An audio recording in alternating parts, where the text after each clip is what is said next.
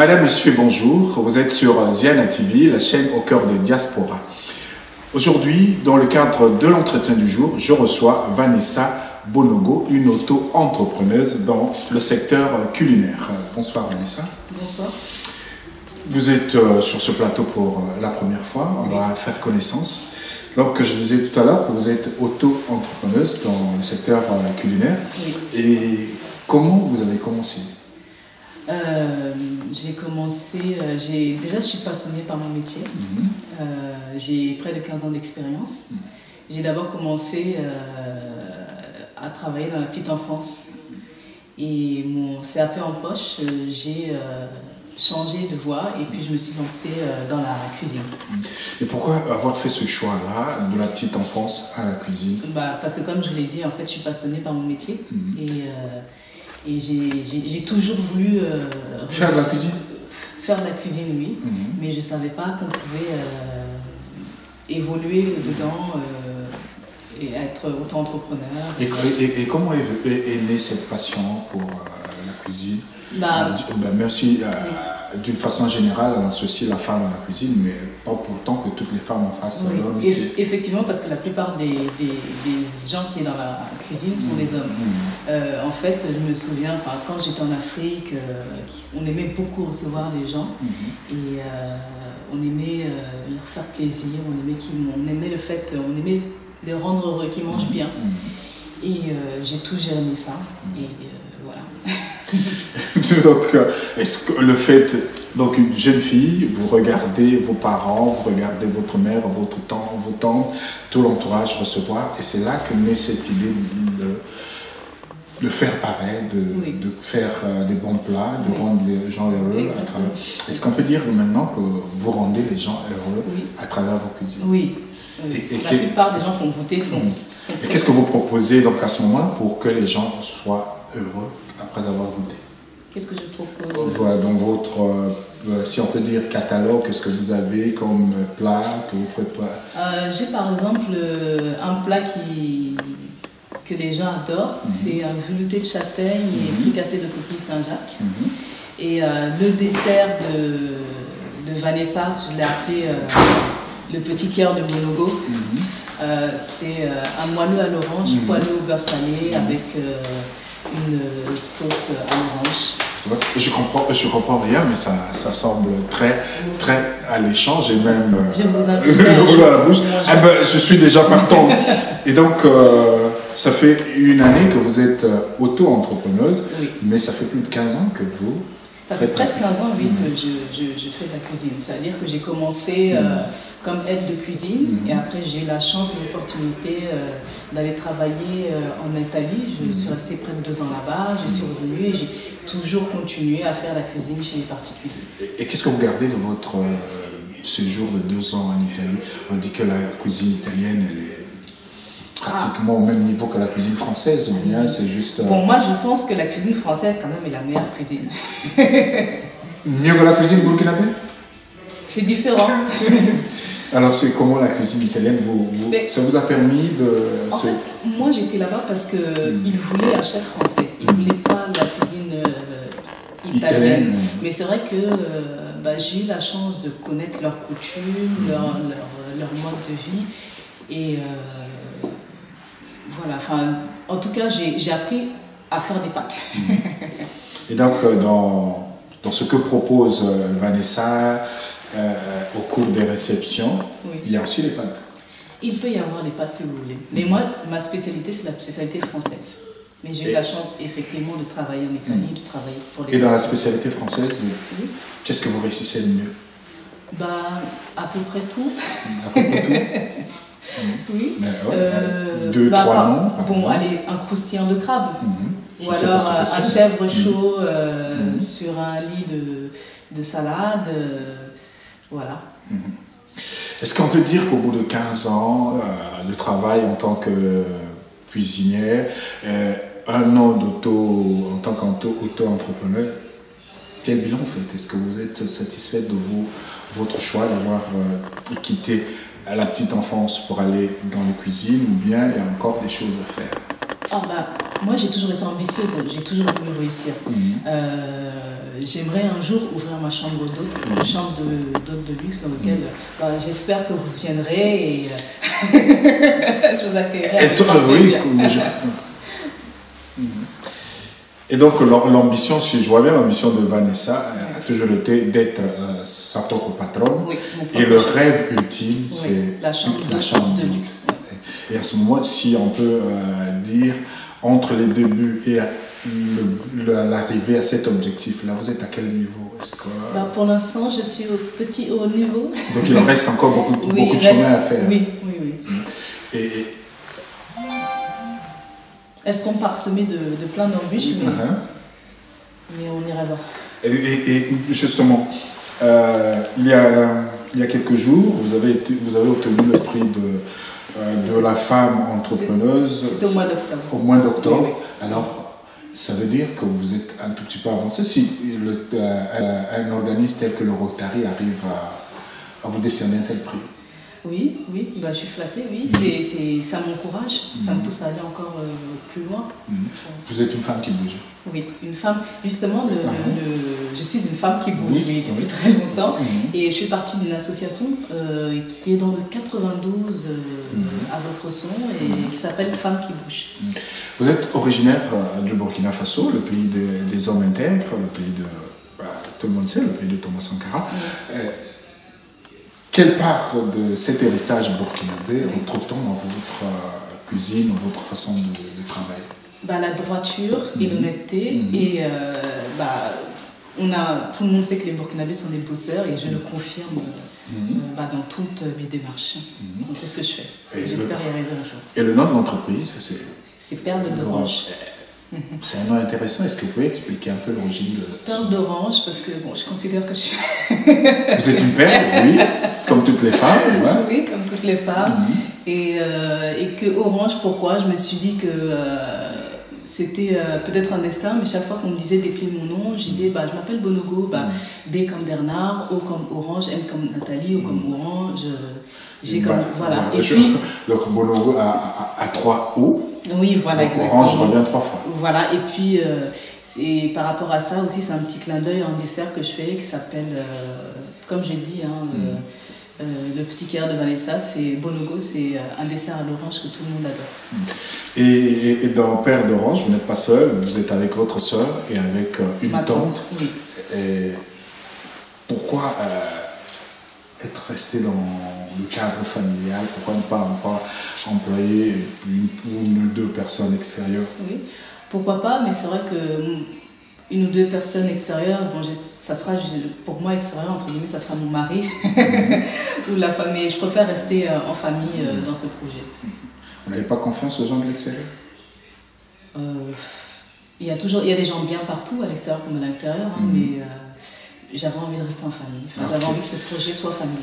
Vous êtes cuisinière, donc j'ai vu depuis plus de 10 ans et l'entreprise existe depuis une année. Et est-ce que vous êtes confronté à des difficultés particulières depuis que vous avez lancé votre entreprise, puisque on sait que pour lancer une entreprise, le nerf de la guerre, c'est bien sûr le financement, trouver des partenaires qui vous accompagnent, trouver l'argent pour que votre projet, qui au départ est imaginaire et dans votre tête, soit réalisé de façon pratique? De ce côté-là, moi, j'ai encore rien demandé à personne. Enfin, j'ai pas de... C'est quand j'ouvrirai la chambre d'hôte que j'aurai effectivement besoin de plus d'aide. Vanessa, même si vous me dites que vous n'avez pour l'instant pas besoin de financement, d'apport extérieur, en attendant que votre projet de maison d'hôte ne soit réalisé, mais vous êtes quand même depuis quelques mois confronté à une situation qui perdure et qui semble s'enliser un tout petit peu. Est-ce que vous pouvez nous dire, raconter au public qui nous suit, qu'est-ce qui vous arrive en ce moment? J'ai été approchée par une personne qui s'appelle Aimé German pour faire une prestation pour un cocktail dînatoire le 4 mai au 6 Mandel sur le thème du cinéma. Donc c'était cinéma hors nos fruits, le thème de la soirée. J'ai préparé pour plus de 120 personnes et à ce jour, je n'ai toujours pas été payée, malgré mes nombreuses relances. Comment ça s'est, la prise de contact, comment vous avez rencontré ce monsieur pour que vous arriviez à collaborer? Je l'ai rencontré sur Facebook. J'avais fait une vidéo justement où je montrais une recette que je fais, c'était un velouté de châtaigne avec des coquilles fricassées de coquilles Saint-Jacques. Et je lui ai dit que j'étais chef à domicile et puis il m'a dit pourquoi pas, je vous rappelle, ça peut être intéressant. Et finalement, effectivement, il m'a rappelé et il est venu manger 2 fois chez moi avec 2 de ses collaboratrices. Et ensuite, il a été décidé que, enfin, ils ont apprécié le repas, ce qu'ils avaient consommé. Voilà. Et généralement, quand vous êtes approché par une personne comme ça, comment vous procédez? Est-ce qu'il y a des documents que vous signez, il y a un protocole? Exactement, il y a un devis qui doit être fait, bon pour accord, lui approuvé, bon voilà. Et c'est pas ce qui a été fait parce que j'ai fait une totale confiance à ce monsieur qui a vraisemblablement profité de ma naïveté. Et voilà tout le problème en fait. Et au jour où nous parlons en ce moment, quelle action vous avez entreprise pour rentrer dans vos dus? Faut savoir que les jours de cette prestation, il y avait des célébrités. J'ai écrit à toutes ces célébrités, toutes celles que je pouvais contacter, pour leur dire que leur ami Aimé German ne m'avait pas payé. Voilà, je n'ai pas eu de retour. Et puis certains, par formule de politesse, m'ont dit « je suis navrée. Si je l'ai au téléphone, je lui dirai que c'est pas bien. » Mais j'ai pas eu de retour. Et l'intéressé, est-ce que vous avez de ces nouvelles? Bien sûr, l'intéressé ne m'a toujours rien donné au jour d'aujourd'hui. Voilà. Et concrètement, ce monsieur vous doit combien? Concrètement, ce monsieur me doit la somme de 3 995 € 92 centimes. Quelque chose, voilà, à peu près. Alors, ce que je veux dire, la somme, il y a plus de 2100 € pour moi, les frais que j'ai engagés. Et puisqu'on avait convenu à sa deuxième proposition, c'est d'avoir 15 € par personne. On était parti sur 120 personnes, donc ça fait 1800 €. Il faut calculer 1800 € plus les 2200 € de frais. Est-ce que pour le Nord-Est, puisque ça s'est passé au mois de mai, on est au mois de décembre, ce qui fait plusieurs mois déjà. Est-ce que vous avez pensé à entreprendre, par exemple, une démarche envers la justice? La démarche envers la justice, je compte effectivement l'entreprendre. J'ai porté plainte et j'ai porté une main courante.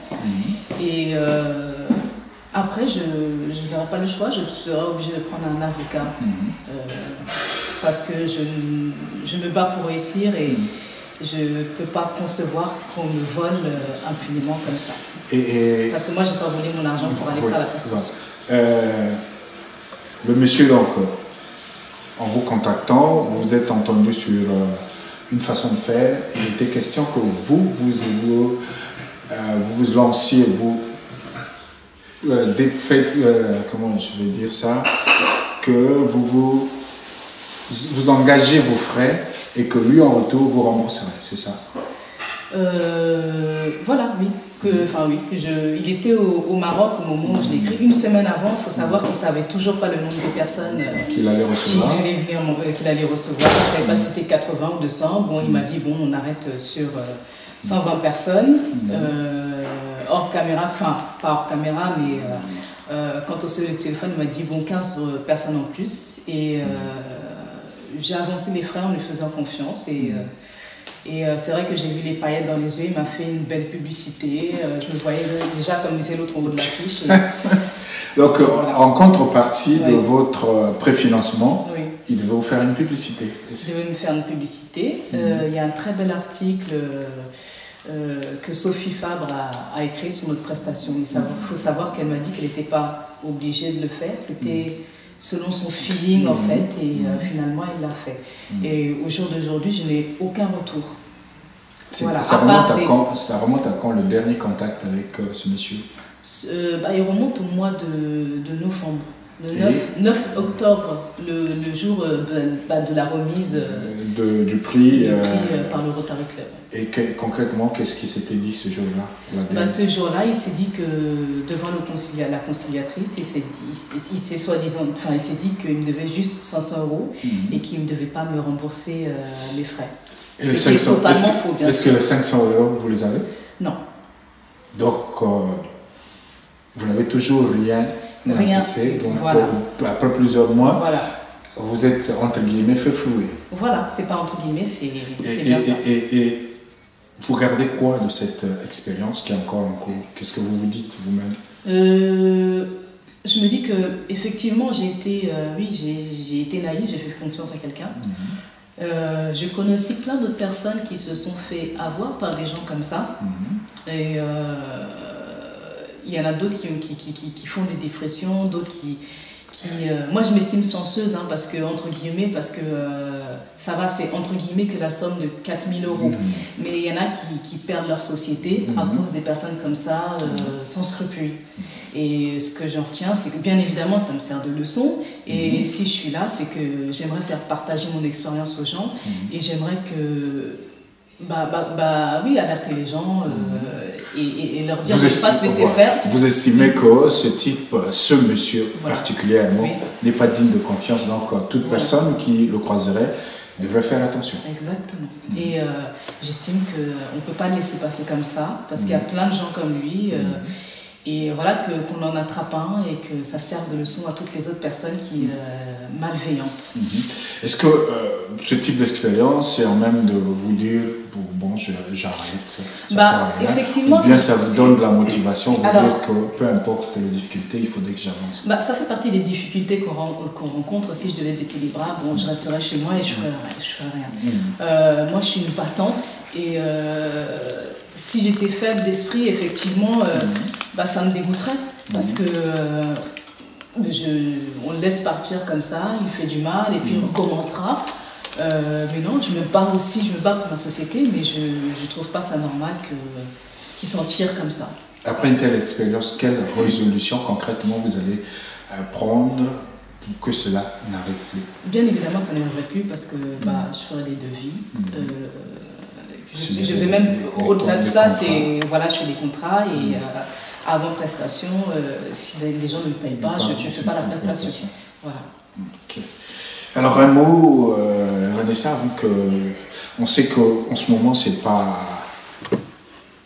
tout à fait rose sur le plan avec cette histoire d'argent que vous avez perdu dans une opération qui devait au contraire vous rapporter de l'argent. Mais excusez-moi de vous couper, mais c'est au-delà de l'argent. J'aimerais dire aux gens, c'est même pas entre guillemets une histoire d'argent, c'est une histoire de principe et de ne pas prendre les gens pour des cons.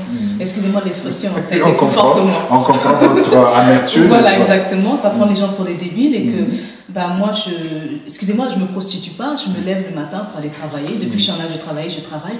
Donc, il ne peut pas venir mettre un coup de pied dans la fourmilière, dans mon château de cartes que je suis en train de construire pour...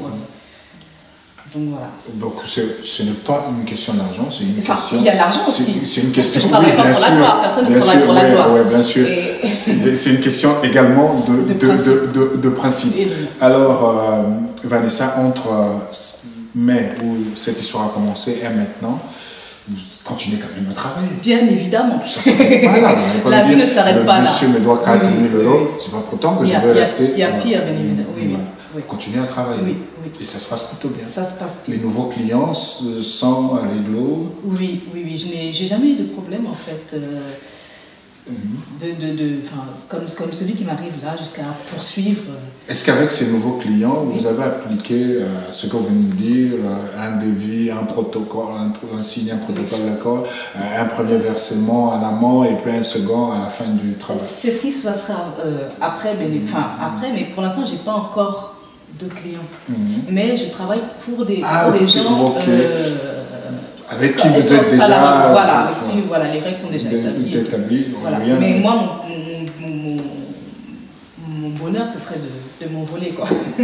Exactement, comme tous les aigles. Voilà, ben, merci Vanessa. Vous avez peut-être un dernier mot à l'endroit de ceux qui nous suivent, peut-être qui seraient intéressés par votre travail. Comment faire pour vous joindre? Comment faire pour accéder à vos services ou à ce que vous avez déjà fait? Parce que sur les réseaux sociaux, YouTube, Facebook, comment faire pour entrer en contact? Oui. Eh ben, déjà, je tenais à vous remercier de m'avoir invité et de m'exprimer. Et voilà, pour me contacter, je suis sur LinkedIn, je suis également sur Insta au nom de Perle d'Orange et je fais des bons petits plats. Voilà, vous pouvez voir mes plats sur mon Insta et puis mon site. Et puis je suis en train, il est en train d'être actualisé. Voilà, donc il y aura encore plus de choses. Merci Vanessa, merci Noko Kumu, merci Sir Makosu, merci à vous également d'avoir suivi cet entretien du jour. Je rappelle que j'ai reçu Vanessa Bonogo qui est auto-entrepreneuse dans le secteur culinaire et qui, depuis le mois de mai, rencontre quelques difficultés avec un de ses partenaires qui n'a pas respecté sa parole. Merci de suivre Ziana TV et à plus tard.